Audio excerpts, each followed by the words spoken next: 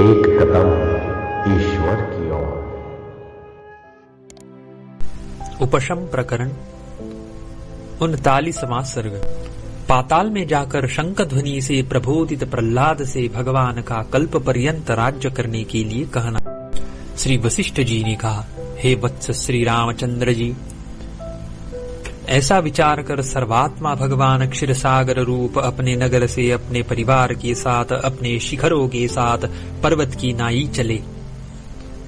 भगवान उसी क्षीरसागर के तले के छेद से जिसका जल रोक दिया गया था, द्वितीय इंद्रनगर के तुल्य प्रहलाद नगर में गए।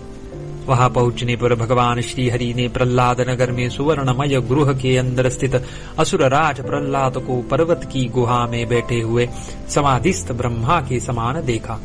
वहां पर विष्णु भगवान की तेज से वे सबके सब दैत्य धूलि के समान उड़ गए और सूर्य की प्रखर किरणों से भयभीत हुए उल्लुओं की भांति दूर चले गए। 2 या 3 मुख्य असुरों के साथ परिवार युक्त भगवान श्री हरि ने जैसे तारों से परिवेष्टित चंद्रमा आकाश में प्रवेश करता है, वैसे ही असुर गृह में प्रवेश किया। भगवान गरुड़ रूपी आसन पर बैठे थे। श्री लक्ष्मी जी उन पर चंवर डुला रही थी। शंख चक्र गदा आदि आयुध आदि उनके परिवार थे और देवर्षि और मुनि उनकी स्तुति कर रहे थे। इस प्रकार के विष्णु भगवान ने, हे महात्मन जागो, यह कहते हुए और दिक्मंडल को मुखरित करते हुए अपना पांचजन्य शंख बजाया। भगवान विष्णु के बल से उत्पन्न हुए उस महान शब्द से, जिसका वेग एक साथ क्षुब्ध हुए प्रलय काल के मेघ और सागर के शब्द के समान था, भय जनित मूर्छा को प्राप्त होकर आसुरी जनता भूमि पर गिर पड़ी। जैसे कि मत्त नील मेघ के शब्द से राज हंसावली भूमि पर गिर पड़ती है, किंतु जैसे मेघ के शब्द से कूटज वृक्ष की पंक्ति खिल उठती है, वैसे ही भय रहित वैष्णवी जनता आनंद को प्राप्त होकर हर्षित हुई। वर्षा ऋतु में वन में फुले हुए कदम्ब की तरह दानवराज प्रहलाद धीरे धीरे प्रबुद्ध हुआ। तदनंतर जैसे गंगा जी धीरे धीरे सारे सागर को भर देती है, वैसे ही ब्रह्मरंध्र में उदित हुई प्राण शक्ति ने प्रहलाद को पूर्ण कर दिया। क्षण भर में जैसे उदय के अनंतर सूर्य की प्रभा भुवन के मध्य को पूर्ण कर देती है, वैसे ही प्राणों ने चारों ओर से प्रहलाद को पूर्ण कर दिया। तदनंतर इंद्रियों के 9 छिद्रों में प्रवृत्त होने पर उसकी चेतना शक्ति लिंग देह रूपी दर्पण में प्रतिबिंबित होकर विषयोन्मुख हो गई। हे श्री रामचंद्र जी, चेतनीय विषयोन्मुखी चित्त्याकार संस्कार का उद्बोध होने से चेत्यसी होकर चिज्जड़ उभयता रूप मनस्ता को प्राप्त हुई, जैसे कि दर्पण पर पड़ी हुई मुखश्री द्वित्व को प्राप्त होती है। चित्त के कुछ अंकुरित होने पर जैसे प्रातः काल में नील कमल विकसित होने लगते हैं, वैसे ही उसके नेत्र विकसित होने लगे। जैसे वायु से प्रेरित कमल में स्पंद होता है, वैसे ही भीतर प्रविष्ट प्राण और अपान से उद्बोधित चारों ओर नाड़ी विवरों में जो संवेदन हुआ, उसमें स्पंद हो गया। जैसे पूर्ण जल में तरंग होती है, वैसे ही केवल एक निमेष में प्राणों से पूर्ण उसमें मन स्थूलता को प्राप्त हो गया। जैसे सूर्य के आधे उदित होने पर तालाब में कमलों में स्फुरण हो जाता है, वैसे ही उसमें भी नेत्र, मन, प्राण और शरीर विकसित हुए। इस बीच में जैसे ही भगवान श्री हरि ने जागो यह कहा, वैसे ही मेघ के गर्जन से मयूर के समान वह प्रबुद्ध हो गया। त्रिलोकाधिपति भगवान कल्प के आदि में जैसे नाभिकमल से उत्पन्न ब्रह्मा से कहते हैं, वैसे ही प्रफुल्ल नयन प्रहलाद से, जिसे मैं प्रहलाद हूँ, यह प्रत्यभिज्ञा हो चुकी थी और जिसकी पूर्वावस्था की स्मृति दृढ़ हो चुकी थी, कहा, हे साधो, तुम महती दैत्यराज श्री का और अपनी आकृति का स्मरण करो। तुम देह के विस्मरण से अनवसर में ही देह का अवसान किस लिए करते हो? हे उपादेय के संकल्प से रहित तुम्हारे शरीर में स्थित प्रिय और अप्रिय से क्या प्रयोजन है? इसीलिए तुम इस समय अवश्य उठो। भाव यह कि हेयोपादेय संकल्प का त्याग होने से देह के रहने पर भी प्रिय और अप्रिय से तुम्हें कोई अनर्थ की प्राप्ति नहीं होगी। हे वत्स, तुम्हें कल्प पर्यंत इस देह से यहाँ पर रहना होगा।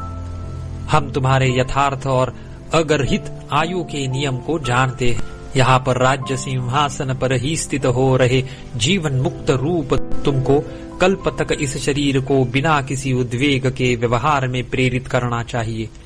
हे निष्पाप, जैसे घड़े के फूटने पर घटाकाश महाकाश में समा जाता है, वैसे ही इस शरीर के कल्पांत में विनष्ट होने पर तुम्हें आत्मभूत निर्तिशय महत्ता में निवास करना होगा।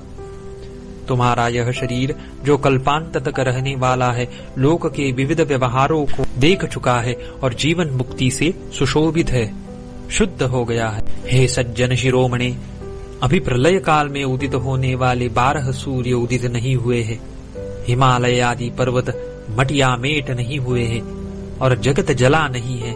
तुम व्यर्थ क्यों शरीर का त्याग करते हो? अभी तीनों लोगों की राख से धूसर तथा देवताओं की चंचल खोपड़ियां जिसकी चिन्ह भूत है, ऐसी प्रलयकालीन प्रखर वायु नहीं बहती है। तुम क्यों शरीर को छोड़ते हो? अशोक के वृक्षों पर मंजरियों की नाई इस समय ब्रह्मांड में पुष्करावर्त नामक प्रलयकालीन मेघों पर बिजलियां नहीं चमकती है, फिर तुम व्यर्थ क्यों शरीर का त्याग करते हो? जल रही भूमि के प्रकंप से विदीर्ण होने के कारण जिसमें पर्वत शब्द कर रहे हो और अग्नि के जलने से जो उज्ज्वल हो, ऐसी दिशाएं विशीर्ण नहीं हुई हैं। व्यर्थ में तुम शरीर का क्यों त्याग करते हो? यह वक्त जिसमें प्रलय काल के मेघ वृद्धि को प्राप्त हुए हो, ऐसा नहीं हुआ है, और जिसमें ब्रह्मा विष्णु और रुद्र नामक 3 देवता शेष रहे हो, ऐसा नहीं हुआ है। इसीलिए तुम व्यर्थ शरीर का त्याग क्यों करते हो? यहाँ पर दिशाएं जर्जरित नहीं हुई हैं, जिनके भेद का अनुमान लोकालोक पर्वत के शिखरों से होता है, जो भूमि रूपी कमल की पंखुड़ियों के सदृश है। तुम व्यर्थ शरीर का त्याग क्यों करते हो? आकाश में 12 आदित्यों की तोड़े जा रहे मेरू के टंकार की तरह ध्वनि वाली किरणें नहीं घूमती है और प्रलय काल के मेघ नहीं गरजते हैं, फिर तुम व्यर्थ शरीर का त्याग क्यों करते हो? मैं गरुड़ पर सवार होकर अंडज आदि 4 प्रकार के प्राणियों से व्याप्त तथा सूर्य आदि के प्रकाश से युक्त 10 दिशाओं में विहार करता हूँ। ऐसी स्थिति में तुम शरीर का परित्याग मत करो। भाव यह कि इस समय तुम्हारा मरना शोभा नहीं देता है। ये हम लोग हैं, ये पर्वत है, ये प्राणी है, यह तुम हो, यह जगत है, यह आकाश है। इसीलिए तुम प्रलय पर्यंत स्थायी शरीर का त्याग मत करो। जिसके व्याकुल मन को घन अज्ञान के संबंध से विविध दुख छिन्न भिन्न करते हैं, उसका मरना शोभा देता है। क्योंकि अत्यंत पीड़ितो जीवः स्थूल देहम विमुच्यन्ति, इस स्मृति से सिद्ध उसके मरण का हेतु उपपन्न है। मैं क्रूश हूँ, मैं अत्यंत दुखी हूँ और मैं मूढ़ हूँ, ये या इनसे अन्य भावनाएं जिसकी मति को नष्ट करती है, उसका मरना शोभा देता है। जो भीतर अनेक आशारूपी पाशों से बंधा है और चंचल मनोवृत्ति द्वारा इधर उधर ले जाया जाता है, उसका मरना शोभा देता है। जैसे मूढ़ पुरुष महान फल देने वाले धान की अंकुर आदि को उसे खाने वाले पशु आदि के लिए काट देते हैं, वैसे ही तृष्णाएं जिसके हृदय को भग्न कर देती है, जिन्होंने विवेक रूपी अंकुर को हर लिया, उसका मरना शोभा देता है।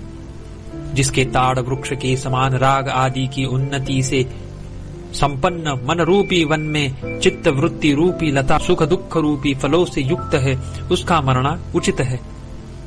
जिसके इस देह रूपी दुष्ट वृक्ष को, जिसमें रोमराजी रूपी शाखाओं का समूह है, काम आदि अनर्थ रूपी जोर की आंधी दूर हर ले जाती है, उसका मरना शोभा देता है। आदि व्याधि रूपी वनाग्नियां जिसके चंचल अंग रूपी लता वाले स्वदेह रूपी वन को जलाती है, उसका मरना उचित है। जैसे सूखे हुए वृक्ष के खोखले में अजगर फुफकारता है, वैसे ही काम क्रोध रूपी अजगर जिसके शरीर में फुफकारते हैं, उसका मरना शोभा देता है। जो यह देह का परित्याग है, वह लोक में मरण नाम से प्रसिद्ध है। वह त्याग तत्वज्ञानी का सत आत्मा से नहीं किया जा सकता, असत देह से भी उसका संपादन नहीं हो सकता, क्योंकि सत आत्मा के निष्क्रिय होने से उसमें त्याग क्रिया का संबंध नहीं है और असंग आत्मा का देह संग प्रसिद्ध नहीं है, एवं असत देह से भी स्वपरित्याग असंभव है। प्रमाणों द्वारा अवश्य वेदनार्ह यानी जानने योग्य आत्मा का ज्ञान ही देह आदि की असत्ता में कारण है, क्योंकि देहादि के सद्भाव की प्रतीति अज्ञान निबंधन है। जिसकी बुद्धि स्वात्म तत्व के विचार से उचटती नहीं, उस यथार्थदर्शी तत्वज्ञानी का जीवन शोभित होता है। भाव यह है कि देह से प्राणों का उत्क्रमण मरण नहीं है, किंतु आत्म तत्व से मति का उत्क्रमण ही मरण है। उक्त मरण ज्ञानी का कदापि नहीं हो सकता, इसीलिए सदा ही उसका जीवन शोभा देता है। अज्ञानी की तो मति आत्म तत्व से सदा उत्क्रांत रहती है, अतएव वह नित्य मृत स्वरूप है। एक देह में अभिमान होने पर उसका त्याग मरण है। जिसका किसी देह में अहम भाव नहीं है और जिसकी बुद्धि देह के प्रिय और अप्रिय से लिप्त नहीं होती, वह सब भावों में यानी देहों में और विषयों में सम है। उसके मरण का संभव न होने से सदा उसका जीवन ही शोभित होता है। जो राग द्वेष से रहित अंत शीतल बुद्धि से साक्षी के समान इस जगत को देखता है, उसका जीवन शोभा देता है। असार जानकर ज्ञेय और उपादेय का त्याग कर रहे जिसने चित्त के विराम भूत साक्षी में अपने चित्त का समर्पण कर दिया है, उसका जीवन शोभित होता है। जिसने शुक्ति रजत आदि के सदृश वस्तु के समान बाह्यार्थ कल्पना रूप मल में अनासक्त चित्त को ब्रह्म में ही लीन कर दिया, उसका जीवन शोभा देता है। जो सत्य दृष्टि का अवलंबन करके इस जगत व्यवहार को बिना वासना की लीला से करता है, उसका जीवन शोभा देता है। जो लोक व्यवहार करता हुआ भी दुख हेतु पदार्थ की प्राप्ति होने पर न तो उद्वेग को प्राप्त होता है और न सुख हेतु वस्तु की प्राप्ति होने पर मन में प्रसन्न होता है, उसका जीवन शोभा देता है। तालाब में हंसों के समूह के समान जिससे गुणों का यानी शांति क्षमा माधुर्य आदि का समूह चला जाता है, जिसके तत्वज्ञानी ही आत्मीय है और स्वयं शुद्ध है, उसका जीवन शोभित होता है। जिसके गुण आदि के श्रवण गोचर होने पर, दर्शन होने पर और स्मरण होने पर प्राणियों को बड़ा आनंद होता है, उसका जीवन सफल है। हे धनुजेश्वर, जिसकी संपत्ति उदय होने पर जीव रूपी भ्रमर से युक्त जीव रूपी कुमुद हृदय से आनंदित होती है, क्षय रोग रहित चंद्रमा की पूर्णता के समान उसी का जीवन शोभित होता है, अन्य का यानी अज्ञानी का नहीं। 39वां सर्ग समाप्त।